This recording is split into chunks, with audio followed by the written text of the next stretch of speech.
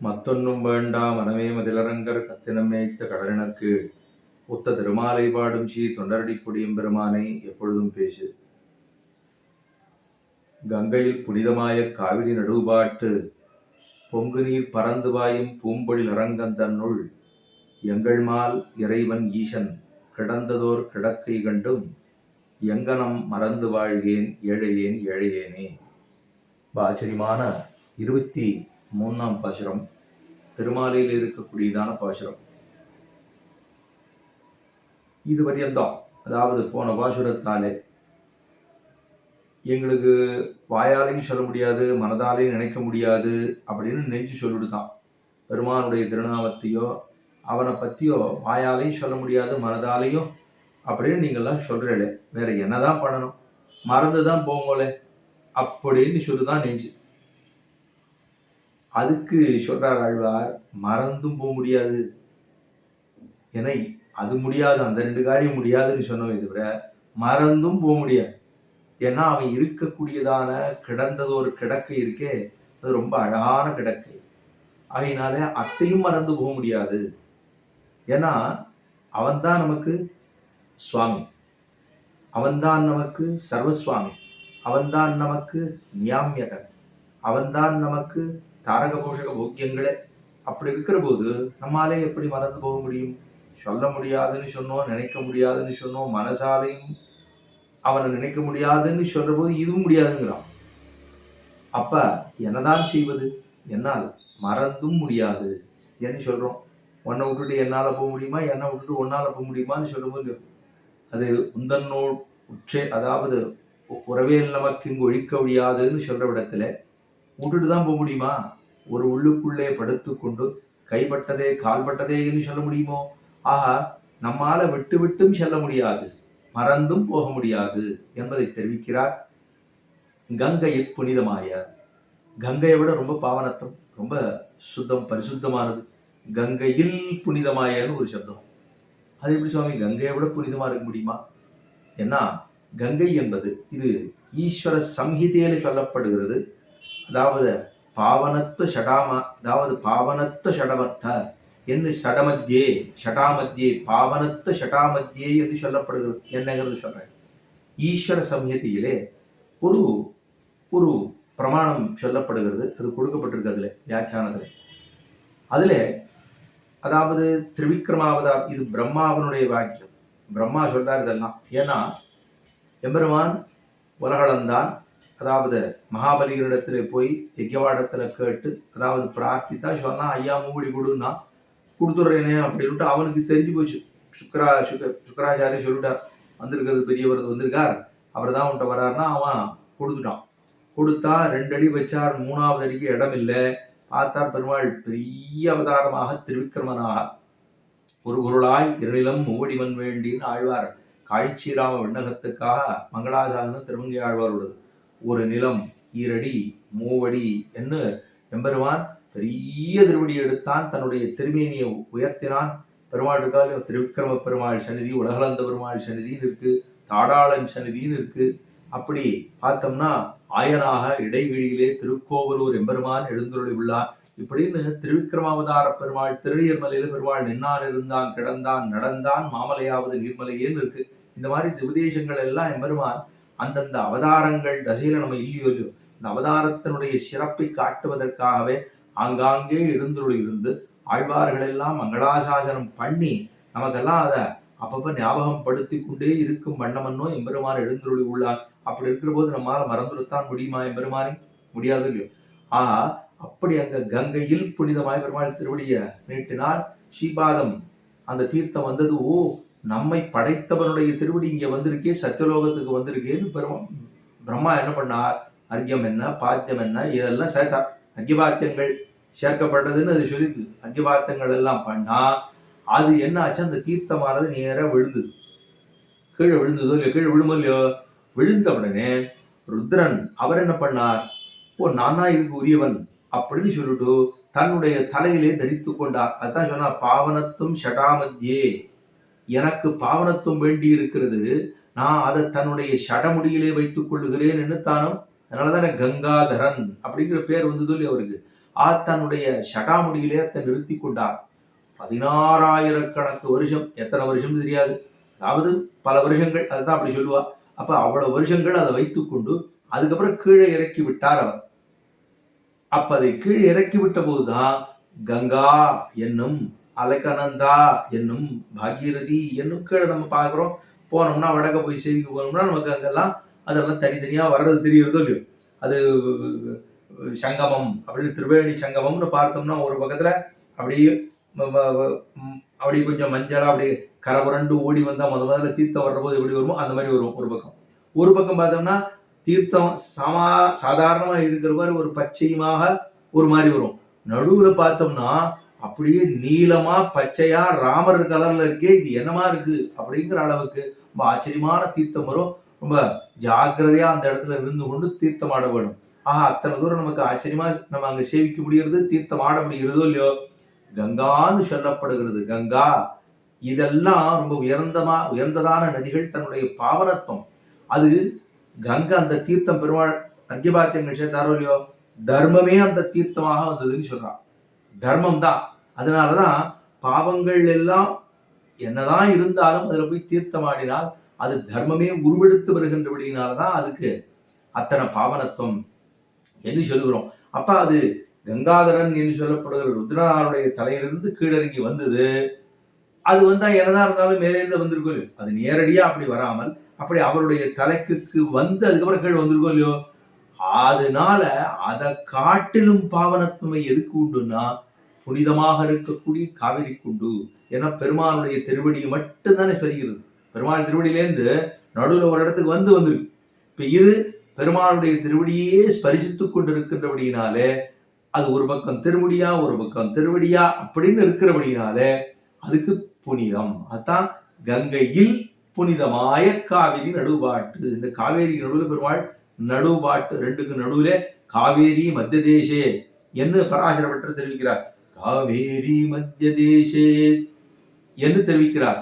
காவேரிக்கு மத்தியத்திலே ஸ்ரீபராசர பட்டாரியா ஸ்ரீரங்கேஷ் புரோகிதா ஸ்ரீவத்சாங்க சுதஸ்ரீமான் சேசேமேஸ்து பூயசே சப்த பிராகார மத்தியே சரஜித முகுளோத்பாசமானே விமானே காவேரி மத்திய தேசே மிருதுதரபணிராட் भोगपर्यंग भागे निद्रा मुद्राभिरामं कटिनिकटशिरपाश्वविन्यस्तहस्तं पद्मादात्रिकराभ्यां परिचितचरणं रंगराजं भजेहं காவேரி மத்திய தேசே என்று தெரிவிக்கிறார். காவேரிக்கு மத்தியத்திலே காவிரி நடுவாட்டு. காவிரி நடுவாட்டு பொங்கு நீர் அப்படியே நொப்பும் நுரையுமாக அப்படி பொங்கி பறந்து வருகிறது. ஏன்னா காவேரி தாயார் அது தன்னுடைய பெண்ணு அங்கதானே இருக்கு. சமுத்திரராஜன் காவேரி தாயாருடைய பெண்ணு தானே ரங்கநாச்சி தாயாருங்கிறதுக்கு பெண்ணை பார்க்க வரணும் என்பதற்காக அது வருதான் வேகமா நொங்கு நுரைமாகத்தான் புறப்பட்டு வருகிறாள். வந்தா அப்ப காவிரி நடுவாட்டு பொங்கு நீர் பறந்து பாய்கிறது. பறந்து பாயும் பூம்பொழில் அரங்கம். அப்ப ஒண்ணு தன்னுடைய பாவனத்தன்மையை காண்பிக்கிறது.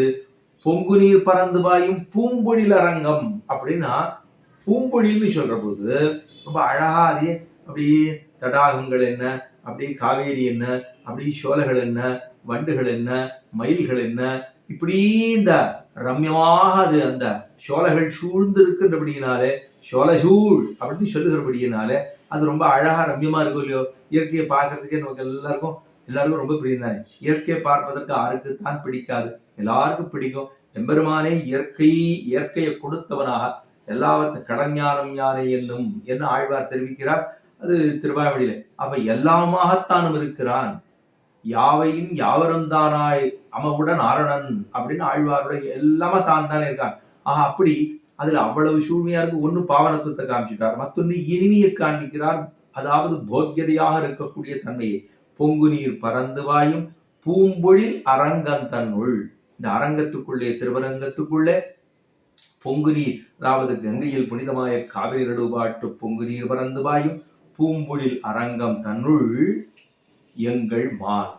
இதுதான் இந்த 3 சப்தத்தை ரொம்ப ஆச்சரியமா படிச்சுக்கணும். எங்கள் அப்படின்னு சொன்னாரோ இல்லையோ. இந்த எங்கள்னு சொன்னா தொண்டடிப்படி ஆழ்வார் எல்லாரையும் சேர்த்துக்கிறார். பிரபன்ன ஜனர்கள் அத்தனை பேரையும் ஆழ்வார்கள் அத்தனை பேரையும் எங்கள் மான் அப்படின்னு சொல்லிட்டாங்க. எல்லாரையும் சேர்த்துட்டு ஆழ்வார்கள் எப்போதுமே தங்களோட கோட்டி எல்லாரையும் சேர்த்து விடுவாரு. அப்ப எங்கள் அப்படின்னு சொல்லிட்டா எல்லாரும் சேர்த்து பிரபன்ன ஜன கூட்டஸ்தர்களா பிரபன்ன ஜனர்களாக இருக்கக்கூடிய அத்தனை பேர் சேர்த்து எங்கள் மால் அப்படின்னார். ஆஷ்ரிதனுக்கு ஆஷ்ரிதர்களை எப்பொழுதுமாக ரட்சித்துக் கொடுக்கும்படியாக இருக்கக்கூடியவனை. பித்து பிடிச்சு போச்சு. நம்மளெல்லாம் பார்த்தா பெருமாளுக்கு பைத்தியம், நமக்கு அவரை பார்த்து பைத்தியம் பிடிக்கிறதோ தெரியாது. ஆனா அவருக்கு நம்மை பார்த்தால் பித்து பிடித்து போகிறார். ஒரு பக்தன் வந்துட்டானே அல்லிக்கமலக்கண்ணனாக சேவை சாதிக்கிறான்னு சொல்லுகிறார்கள். அல்லிக்கமலக்கண்ணனை அந்த குரு சடகோபன் பாசுரை எல்லாரும் சேவிப்போம். நல்ல கோட்பாட்டுலகங்கள் முன்னிருளும் தான் நிறைந்த அல்லிக்கமலக்கண்ணனை தன் குருகூர் சடகோவன் சொல்லப்பட்ட வாயுரத்தில் வெய்யும்பத்தும் வல்லார்கள் நல்லபதத்தால் மனை வாழ்வர் கொண்ட பெண்டர் மக்களே. ரொம்ப ஆச்சரியமான மங்களாசாசனம் திருவாய்மொழியிலே நம்மாழ்வாருடைய. அப்ப அதுல அல்லி கமலக்கண்ணன் அப்படின்னா கண்ணு பெருமாளுக்கு அப்படியே ரொம்ப ஆச்சரியமான திருக்கண்களாக, அதுக்கு விகாசம் அதாவது விகாரம் என்பது கிடையாது. ஆனா ஆழ்வார் தெரிவிக்கிறார் அல்லிக்கமலக்கண்ணனா இருக்கும்னு சொன்னா என்னன்னா, பக்தர்களை பார்த்துட்டா பெருமாளுக்கு அப்படி கண்கள் எல்லாம் அப்படியே ரொம்ப அப்படி விகசித்து போய் ரொம்ப ஆச்சரியமாக சேவை சாதிக்கிறாரா பக்தர்கள்லாம். ஏன்னா எப்படி கடற்கரையிலே அலை வந்து தானே அதுக்கு அழகா இருக்கும். அதுபோல பக்தர்கள் கூட்டம் எல்லாம் வர வர வர வரத்தான் பெருமாளுக்கு அத்தனை ஆச்சரியமான ஒரு சேவை சாதிக்கிறான் என்று சொல்லுவார்கள். ஆஹா, அதை போல இங்க ஆழ்வார் என்ன சொல்றார், அரங்கந்தன்னுள் எங்கள் மால் அப்படின்னா ஆசிரிதர்கள் சொல்லப்படுகிற பக்தர்களிடத்திலே ஆசிரித ஆத்சல்யமஹோததே ஆசிரித வாத்சல்ய ஜலதே பெருமானார் தெரிவிக்கிறார். ஆசிரித வாத்சல்ய ஜலதே, இந்த அவனை பார்த்துட்டா இந்த பக்தனை பார்த்துட்டா பெருமாளுக்கு என்னன்னே தெரியல. நமக்கெல்லாம் ஆகாரத்தை பார்த்துட்டா எவ்வளவு பிரியமா இருக்கோ, பெருமாளுக்கு நம்ம பார்த்தா அவ்வளவு பிரியமா இருக்கு. ஏன்னா அவன் தானே சுவாமி, அவன் தானே நம்ம படைச்சவன். ஆஹா, அதுலதான் எங்கள் மால் என்று சொன்னார். பக்தர்களிடத்துல இருக்கக்கூடிய பிரியத்தையும் அன்பையும் இனிமையையும் ஆஹா எங்கள் மால். அடுத்து சொன்னா இறைவன் அப்படின்னா சுவாமி அவன் தான், அதுதான் சர்வசுவாமியாய். இப்ப 3 வச்சுக்கணும். முதல்ல எங்கள் மால், இறைவன், ஈசன். 3ஐயும் பிடிச்சிட்டோம்னா எத்தனை ஆச்சரியமான திவ்ய மங்கள அதாவது திவ்யமான குணங்கள், திவ்ய குணங்கள், அது கல்யாண குணங்கள். இது 3 பின்னாடி சொல்ல போறோம். இதெல்லாம் மறந்து கிடக்காராம் பெருமாள். இந்த இடத்துல எங்கள் மால் அப்படி பித்து பிடித்து போய் பெருமாள் கிடக்கா. எதுக்காக? நம்மள மேல இருக்கக்கூடிய பிரியம் இப்படியாவது வந்துச்சு. ஏன்னா அழகுன்னு நமக்கு ரொம்ப அழகுன்னா ரொம்ப பிடிக்கிறது இல்லையோ. உடனே பெருமாள் பார்த்தா நான் போய் படுத்துக்கிறேன், அழகா படுத்துக்கிறேன், இதை படுத்துட்டு என்னை பார்த்து மற்றொரு அழகுன்னு இவன் போகக்கூடாது அப்படின்னு படுத்துருக்கார். ஆஹா எங்கள் மால் இறைவன் சர்வசுவாமியாக எல்லோருக்கும் தன்னை இது நம்ம எல்லாரும் அவனுடைய சொத்து இல்லையோ. நான் தான் அவனுக்கு சொத்து, அவன் நமக்கு சுவாமி. அதுதான் அதாவது ஸ்வஸ்வாமி ஸ்வஸ்வாபாவத்தை மாறாடிக்கொண்டுன்னு பெரியவர்கள் அருளி செய்கிறார்கள். அதாவது சுவாமி பாவத்தை மாறாடிக்கொண்டு அக்ஞரை போலேயும் அசக்தரை போலேயும் அஸ்வதந்திரரை போலேயும் சுவாமியினுடைய திருவாக்கு. ஆஹா, அப்ப எப்படி அவர் இருக்கார் அப்படின்னா தான் சுவாமி, நம்ம எல்லாம் ஸ்வம் அப்படின்னு சொல்லப்படுகிற சொத்து, அதனால இறைவன் அப்படிங்கிற திருநாம். சரி, ஈசன் சொன்னா சர்வ நியாமியகனாக எல்லாரையும் நியமிக்கக்கூடியவனாக. இது 3 இருக்கணும் இல்லையோ. முதல்ல அவனுக்கு தான் பக்தர்களை ரட்சிக்கக்கூடியவன், ரட்சகத்துவம் வேணும். மேலே சுவாமித்துவம் வேணும். மேலே அவனுக்கு இருக்கக்கூடியதான நியாமியகத்துவம் வேணும். அப்ப இது 3 இருக்கணும் இல்லையோ. அது இருந்தா தான் அவனை ஒத்துக்கொள்ள முடியும். அப்ப இது 3 இருக்கணும். நியமிக்கக்கூடியதான சாமர்த்தியம் எம்பெருமானுக்கு. அதனாலதான் ஈஷங்கிற சப்தம். இந்த ஈஷன்னு சொன்னா பொதுவா ஈஷ அப்படின்னு சொல்லுவோமே தவிர அதெல்லாம் எந்த மாதிரினா ஒரு ஔபச்சாரிகமான திருநாமம் என்று சொல்கிறார்கள். அப்ப ஔபச்சாரிகமா சொல்றது. இப்ப வியாச பகவான் சொல்லுவோம் அப்படின்னா அவர் பகவானா சில குணங்கள் எம்பெருமானுக்கு இருக்கக்கூடிய சில குணங்கள் அங்கும் இருக்கிறது. வால்மீகி பகவான் என்று சொல்லுவோம். அப்ப அவர் பகவானா பகவானுக்கு இருக்கின்ற குணங்களிலே ஒரு ஆவேசமாக அது எம்பெருமான் அவருக்கு கொடுத்ததாக இருக்கக்கூடியது. அதனால பகவான் சொல்றோம். இப்ப லோகத்திலையும் பல பேர் பகவான் சொல்லிக்கிறாளேன்னா அது அவளுக்கு ஆசையா இருக்கு என்று சொல்லிக் கொள்ளலாம். அவ்வளவுதான் சொல்லலாமே தவிர அதனால பகவான் அப்படி சொல்ல முடியுமானா இந்த 3 சப்தங்கள் சொல்றா. அதாவது விஷ்ணு புராணத்துக்காரர் தான் சொல்லுகிற பொழுது, அதாவது பராசர மகரிஷி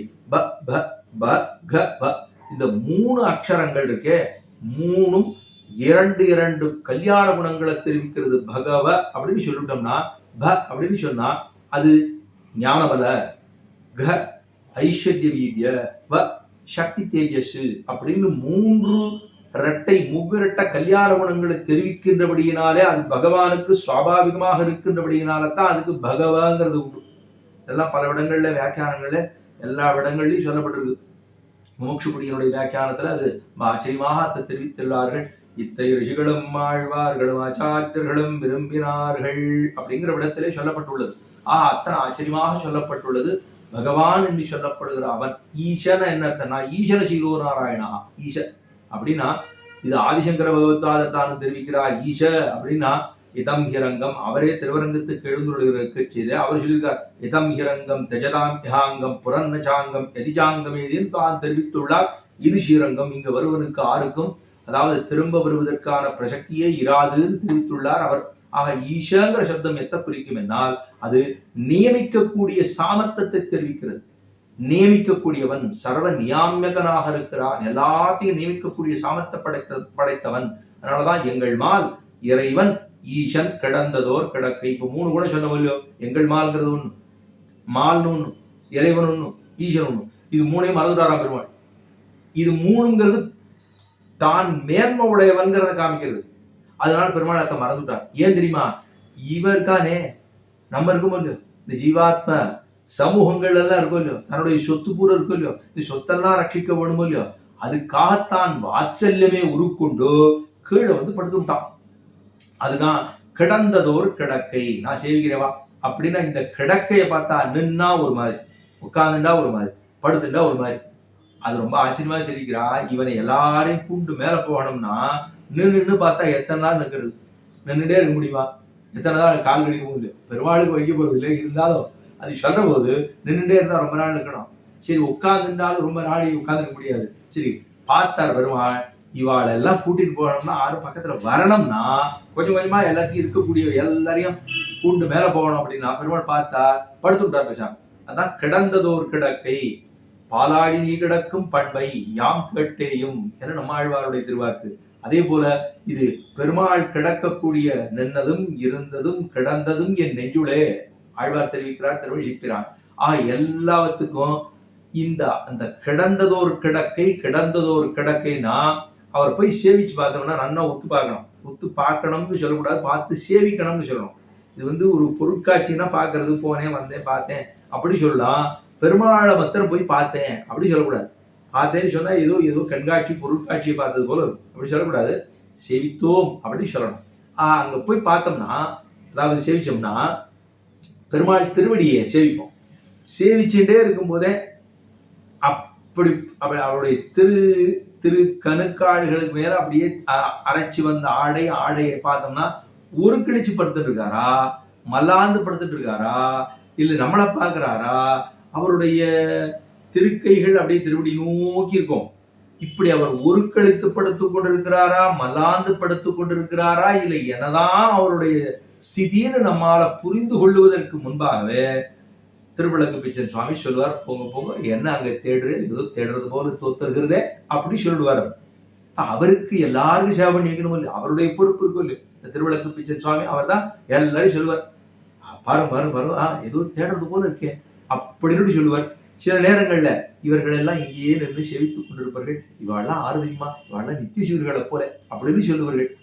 அத்தனை தூரம் பாரிப்பவர்களுக்கு அந்த பெரிய பெருமாள் திருமுன்பே நின்று கொண்டிருக்கின்றபடியினாலேயே அவர்களுக்கு இத்தனை தூரம் உயர்ந்த விஷயங்களாக தோற்றும். எல்லாமே பகவத் விஷயத்தை பத்தியே பேசுறோமோ இல்லையாங்க. அதனால அது அவ்வளவு உயர்ந்த விஷயமாக தோற்றும். பெருமாள் உருக்களித்து சயனமோ இல்ல மல்லாந்து சயனமோ நம்மை பார்த்து கொண்டு அனுகிரகம் பண்ணி கொண்டிருக்கிறானோ, இல்ல பிரணவாகார விமானத்தை நோக்கி கொண்டு பார் மேலதான் இருக்கு பார் அப்படின்னு சொல்லுகிறானோ என்று தெரியாத ஒரு ஸ்திதியிலே தானும் சயனித்துக் கொண்டிருக்கக்கூடிய நிலை.